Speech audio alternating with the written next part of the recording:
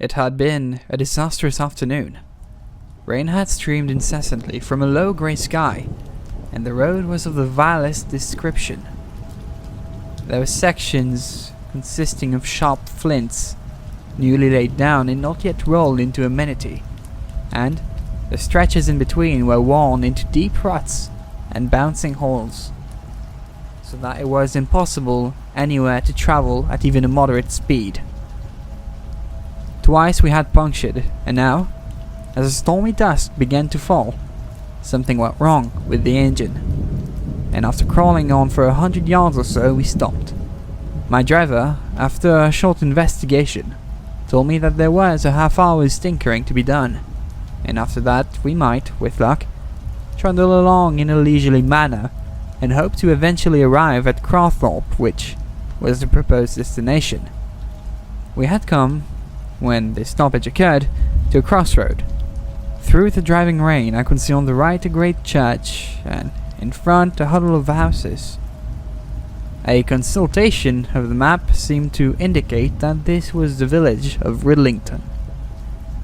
The guidebook added the information that Ridlington possessed an hotel, and the signpost at the corner endorsed them both. To the right, along the main road, into which we had just struck, was Crawthorpe, 15 miles away and straight in front of us. Half a mile distant was the hotel. The decision was not difficult. There was no reason why I should get to Crawthorpe tonight instead of tomorrow, for the friend whom I was to meet there would not arrive until next afternoon, and it was surely better to limp half a mile with a spasmodic engine than to attempt 15 on this inclement evening. "We'll spend the night here," I said to my chauffeur. "The road dips downhill, and it's only half a mile to the hotel. I dare say we shall get there without using the engine at all." "Let's try, anyhow." We hooted and crossed the main road, and began to slide very slowly down a narrow street. It was impossible to see much, but on either side there were little houses with lights gleaming through blinds, or with blinds still undrawn, revealing cozy interiors. Then the incline grew steeper, and close in front of us I saw massed against a sheet of water that appeared to stretch unbroken into the rain-shrouded gloom of the gathering night. Ridlington then must be on the open sea, though how it came about that boats should be tied up to an open quay-wall was a puzzle. But perhaps there was some jetty, invisible in the darkness, which protected them. I heard the chauffeur switch on his engine as we made a sharp turn to the left, and we passed below a long row of lighted windows, shining out onto a rather narrow road, on the right edge of which the water lapped. Again, he turned sharply to the left, described a half-circle on crunching gravel, and drew up at the door of the hotel. There was a room for me. There was a garage, there was a room for him, and dinner had not long begun. Among the little excitements and surprises of travel, there is none more delightful than that of waking in a new place, at which one has arrived after nightfall on the previous evening. The mind has received a few hints and dusky impressions, and probably during sleep it has juggled with these, constructing them into some sort of coherent whole, and next morning its anticipations are put to the proof. Usually, the eye has seen more than it can consciously register, and the brain fits together as in the manner of a jigsaw puzzle a very fair presentment of its immediate surroundings. When I woke up next morning, a brilliantly sunny sky looked in at my windows. There was no sound of wind or of breaking waves, and before getting up and verifying my impressions of the night before, I lay and watched in my imagined picture. In front of my window there would be a narrow roadway bordered by a quay wall. There would be a breakwater forming a harbour for the boats that lay at anchor there. Away to the horizon would stretch an expanse of still and glittering sea. I ran over these points in my mind. They seemed an inevitable inference from the glimpses of house before and then. Assured of my correctness, I got out of bed and went to the window. I have never experienced so complete a surprise. There was no harbour, there was no breakwater, and there was no sea. A very narrow channel, 3/4 choked with sand banks on which now rested the boats whose masts I had seen the previous evening, ran parallel to the road and then turned at right angles and went off into the distance. Otherwise, no water of any sort was visible. Right and left and in front stretched a limitless expanse of shining grasses, with tufts of shrubby growths, and great patches of purple sea lavender.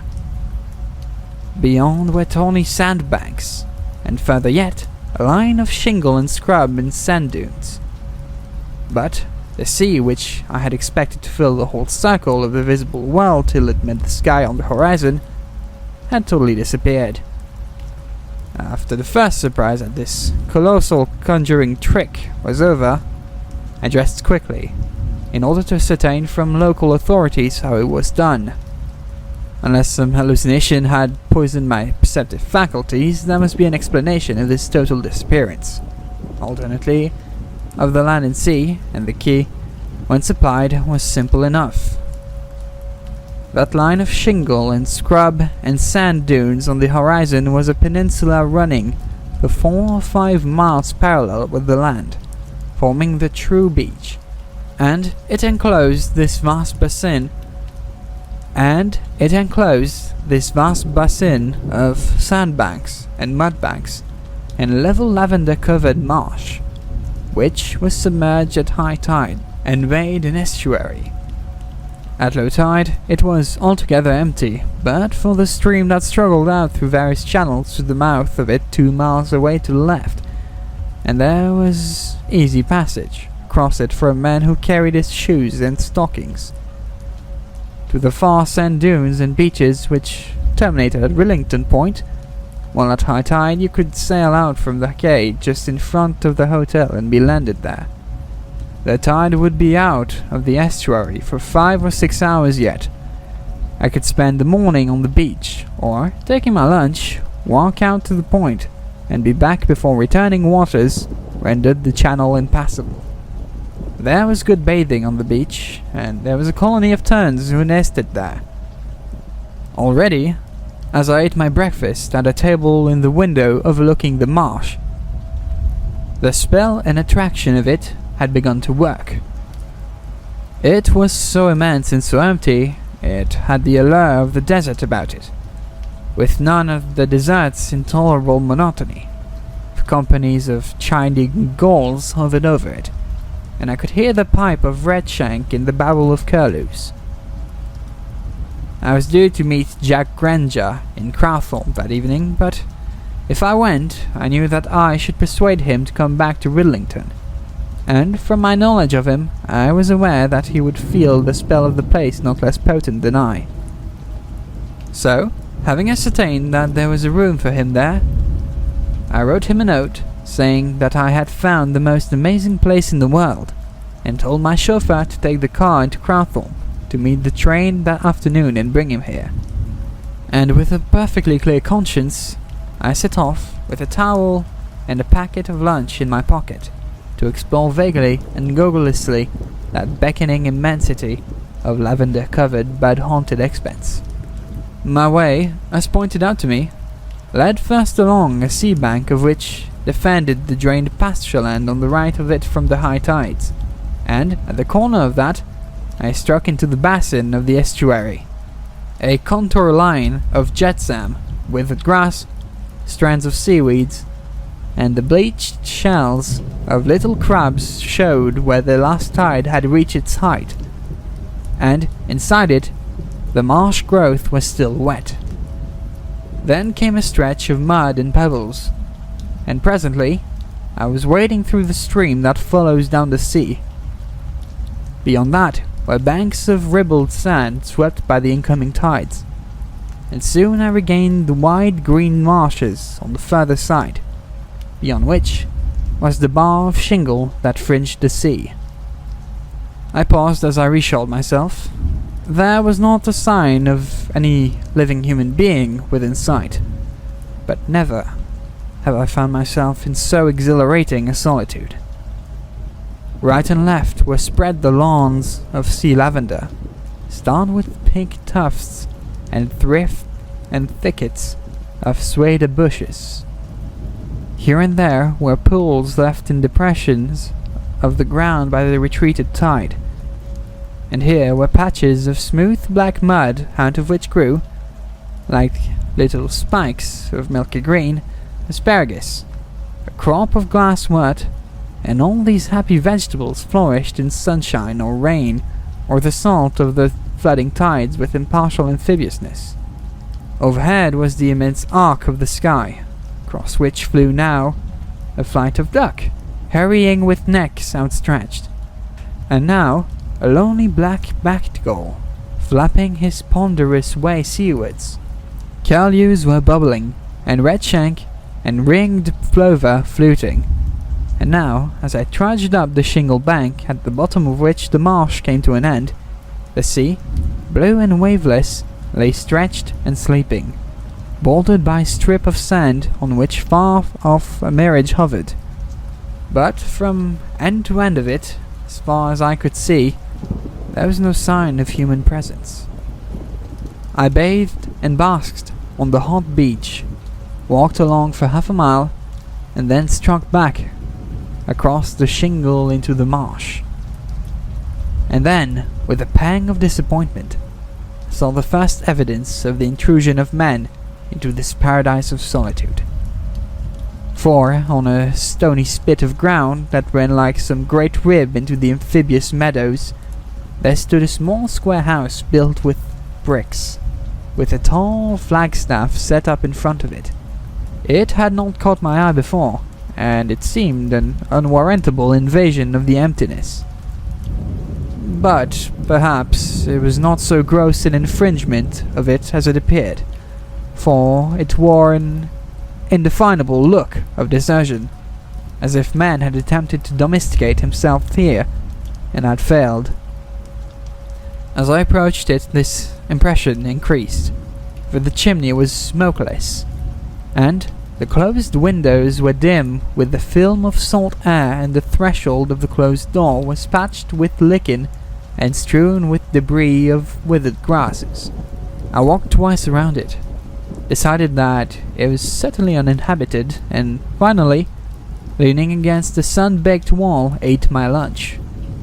The glitter and heat of the day were at their height, warmed and exercised and invigorated by my bath. I felt strong to the supreme pitch of physical well-being, and my mind, quite vacant except for these felicitous impressions, followed the example of my body and basked in an unclouded content. And I suppose by a sense of the Lucretian luxury of contrast, it began to picture to itself, in order to accentuate these blissful conditions, what this sunlit solitude would be like when some November night began to close in underneath a low grey sky and a driving storm of sleet. Its solitariness would be turned into an abominable desolation, if, from some unconjecturable cause, one was forced to spend the night here. How the mind would long for any companionship! How sinister would become the calling of the birds! How weird the whistle of the wind round the cavern of this abandoned habitation! Or would it be just the other way about? And would one be longing to be assured that the seeming solitude was real, and that no invisible but encroaching presence, soon to be made manifest, was creeping nearer under cover of the dusk, and be shuddering to think that the wail of the wind was not only the wind, but the cry of some discarnate being, and that it was not the curlews who made that melancholic piping. By degrees, the edge of thought grew blunt, and melted into inconsequent imaginings, and I fell asleep. I woke with a start from the trouble of a dream that faded with waking, but felt sure that the noise close at hand had aroused me. And then it came again. It was the footfall of someone moving about inside the deserted house, against the wall of which my back was propped. Up and down it went, then paused and began again. It was like that of a man who waited with impatience for some expected arrival. I noticed also that the footfall had an irregular beat, as if the walker went with a limp. Then, in a minute or two, the sound ceased altogether. An odd uneasiness came over me, for I had been so certain that the house was uninhabited.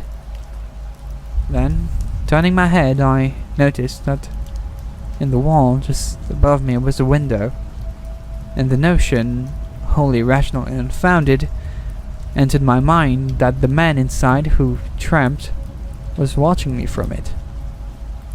When once that idea got hold of me, it became impossible to sit there in peace anymore, and I got up and shoveled into my knapsack my towel and the remains of my meal.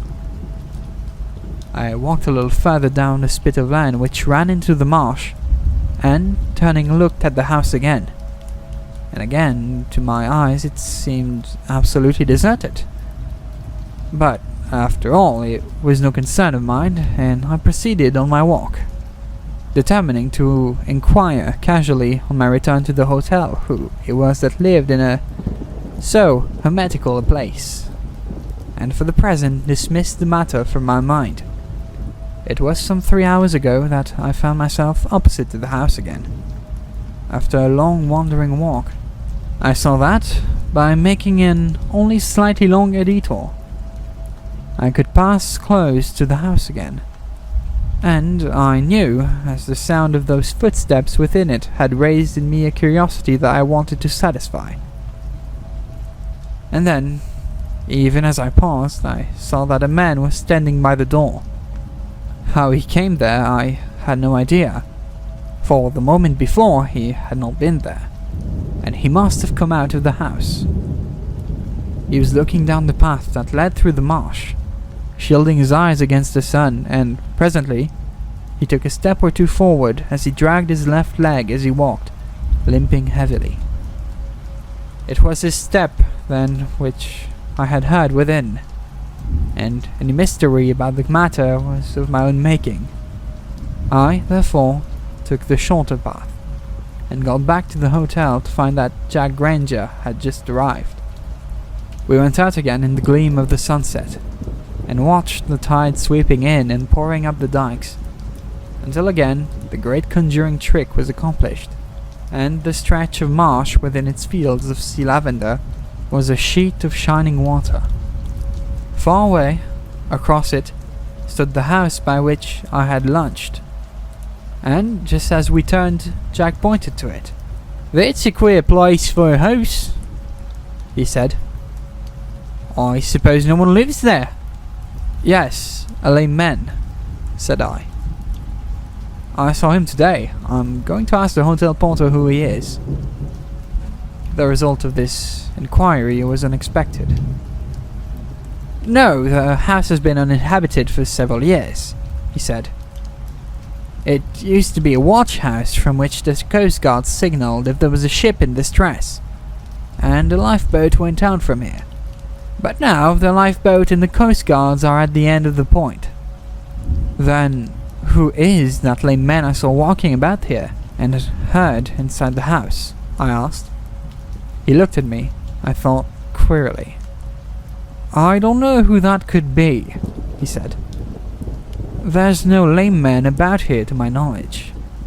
The effect on Jack of the marshes and their gorgeous emptiness, of the sun and sea, was precisely what I had anticipated. He vowed that any day spent anywhere than on these beaches and fields of sea lavender was a day wasted, and proposed that the tour, of which the main object had originally been the golf links of Norfolk, should for the present be cancelled. In particular, it was the birds of this long solitary headland that enchanted him. "There's an oyster-catcher scolding," You hear? And how silly to work a little white ball. Ring plover, but what's that calling as well? When you can spend the day like this. Oh, don't let us go and bathe yet. I want to wander along the edge of that marsh. Ah, there's a company of turnstones. They make a noise like the drawing of a cork. Ah, there they are. Those little chaps with chestnut-coloured patches. Let's go along the near edge of the marsh and come out by the house where your lame man lives. We took, therefore, the path with the longer detour, which I had abandoned last night. I had said nothing to him of what the hotel porter had told me, that the house was unlived in, and all he knew was that I had seen a lame man, apparently in occupation there. My reason for not doing so, to make the confession at once, was that I already half believed that the steps I had heard inside and the lame men I had seen watching outside did not imply, in the porter's sense of the word, that the house was occupied, and I wanted to see whether Jack as well as myself would be conscious of any such tokens of presence there. And then the oddest thing happened. All the way up to the house, his attention was alert on the birds, and in especial on a piping note which was unfamiliar to him. In vain he tried to catch sight of the bird and uttered it, and in vain I tried to hear it. "It doesn't sound like any bird I know," he said. "In fact, it doesn't sound like a bird at all, but like some human being whistling. Oh, there it is again. Is it possible that you don't hear it?" We were now close to the house. "There must be someone there who's whistling," he said. "It must be your lame man. Lord, yes, it comes from inside the house." So that's explained. And I hoped it was some new bird. But why can't you hear it? "Some people can't hear a bat squeak," said I. Jack, satisfied with the explanation, took no more interest in the matter, and we struck across the shingle, bathed and lunched, and tramped on as a tumble of sand dunes in which the point ended. For a couple of hours, we strolled and lazed there in the liquid and sunny air, and reluctantly returned in order to cross the ford before the tide came in.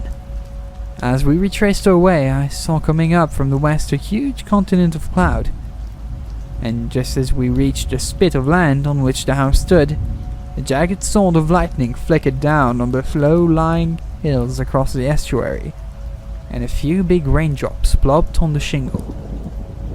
"We're in for a drenching," he said. "Let's ask for shelter at your layman's house. Better run for it." Already the big drops were falling thickly, and we scuttled across the 100 yards that lay between us and the house, and came to the door just as slices of heaven were pulled wide. He rapped on it, but there came no answer. He tried the handle of it, but the door did not yield. And then, by sudden inspiration, he felt along the top of the lintel and found a key. It fitted into the walls, and the next moment we stood within.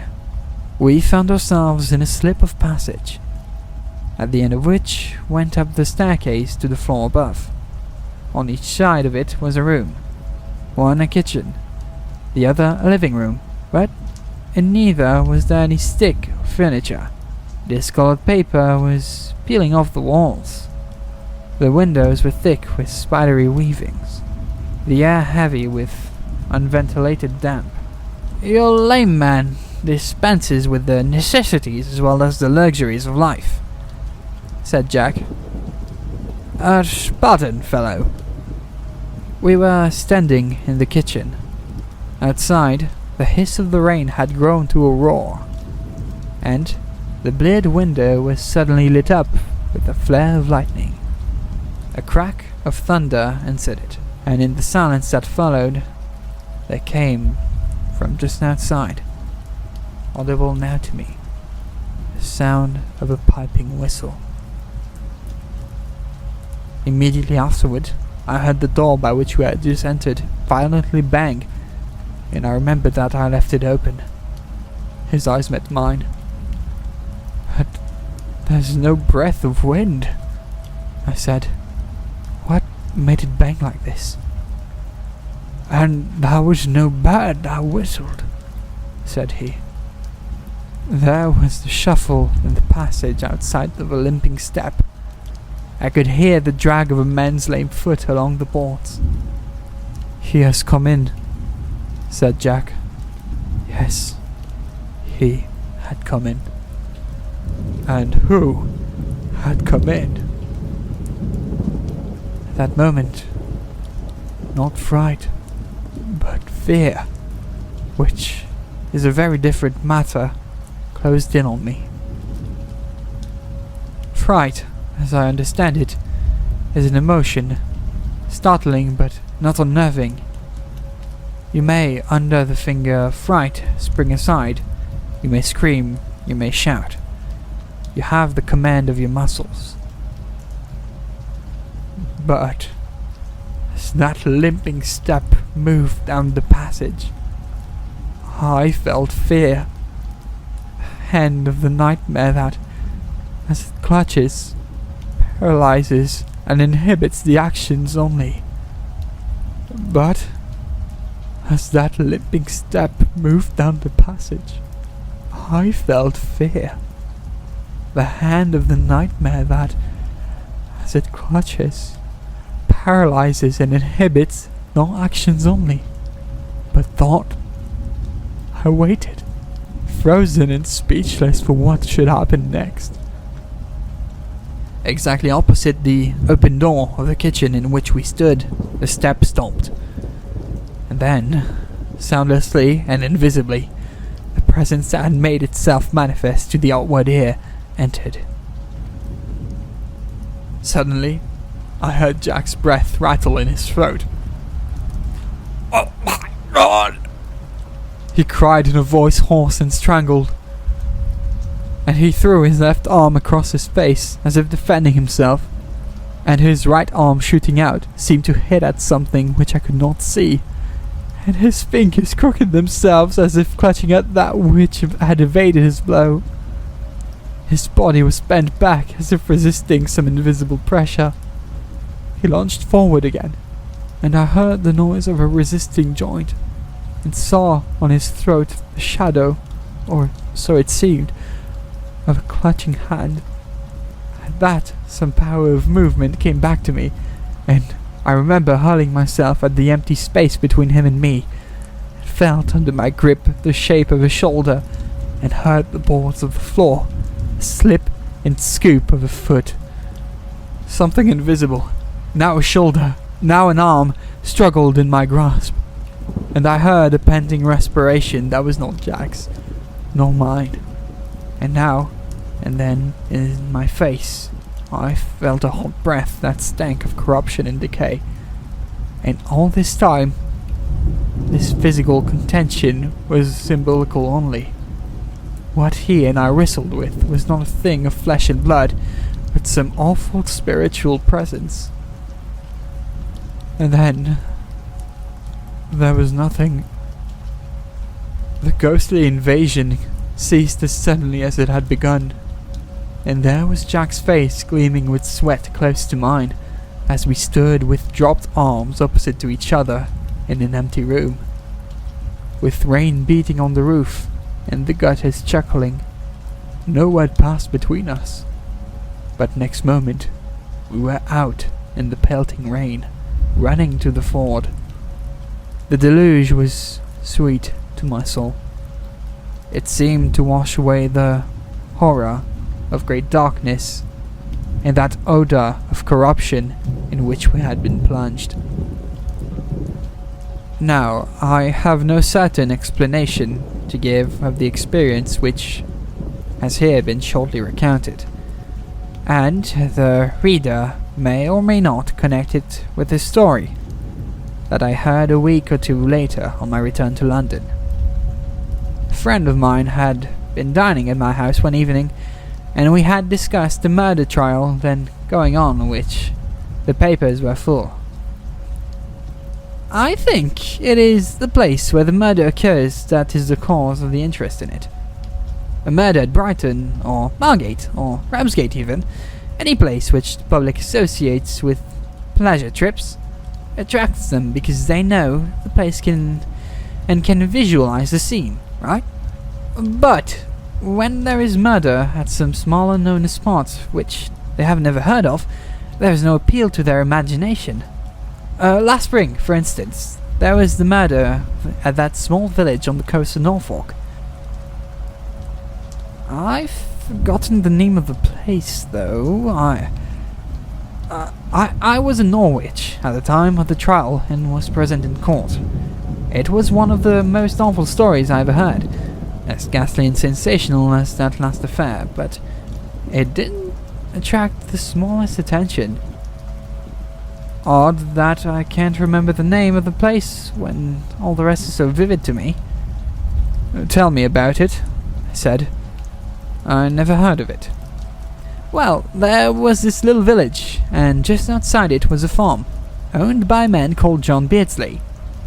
He lived there with his only daughter, an unmarried woman of about 30. A good-looking, sensible creature, apparently. The last in the word you would have thought to do anything unexpected. There worked at the farm, as a day labourer, a young fellow called Alfred Walden, who, in the trial of which I'm speaking, was a prisoner. He had one of the most dreadful faces I ever saw, a cat-like receding forehead, a broad, short nose, and a great red sensual mouth, always on the grin. He seemed positively to enjoy being the central figure, around whom all the interest of those ghoulish women who thronged the court was concentrated. And when he shambled into the witness box... Shambled? I asked.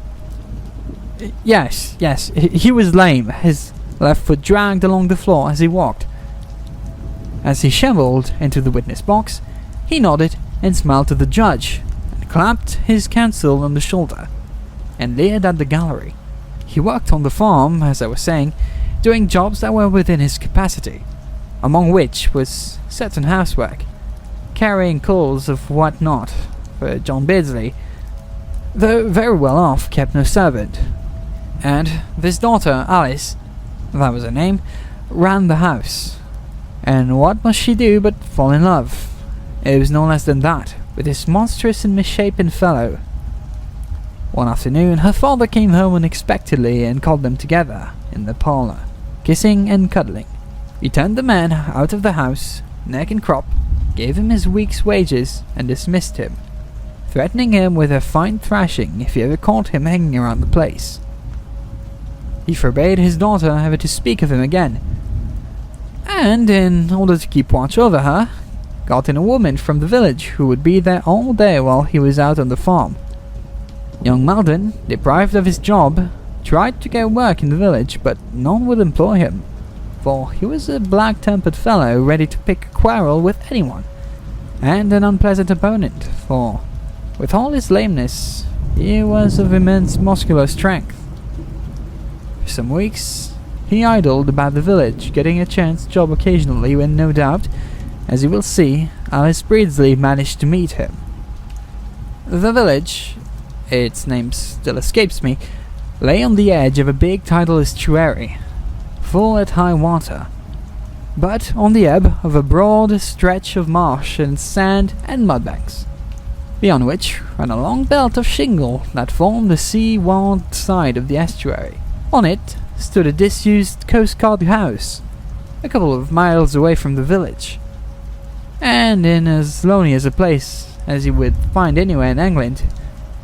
At low tide there was a shallow ford across to it, and in the sandbanks round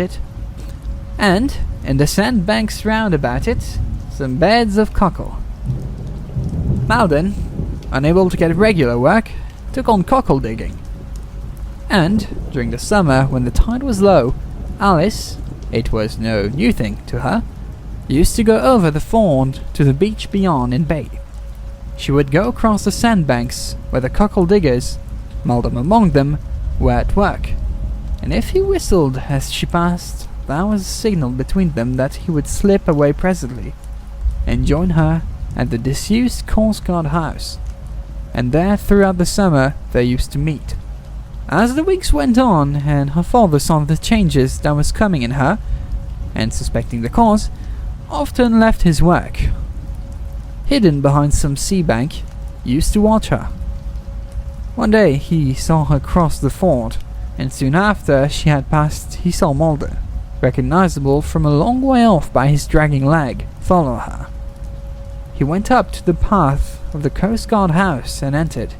At that, John Beardsley crossed the ford and, hiding in the bushes near the house, saw Alice coming back from her bath. The house was off the direct path of the ford, but she went around that way, and the door was open to her and closed behind her. He found them together, and mad with rage, attacked the men. They fought, and Maldon got him down, and then and there, in front of his daughter, strangled him. The girl went off her head, and is now in the asylum at Northwich now.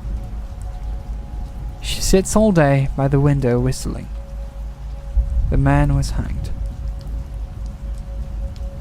Was Ridlington the name of the village? I asked. Yes, Ridlington, of course, he said. I can't think how I forgot it.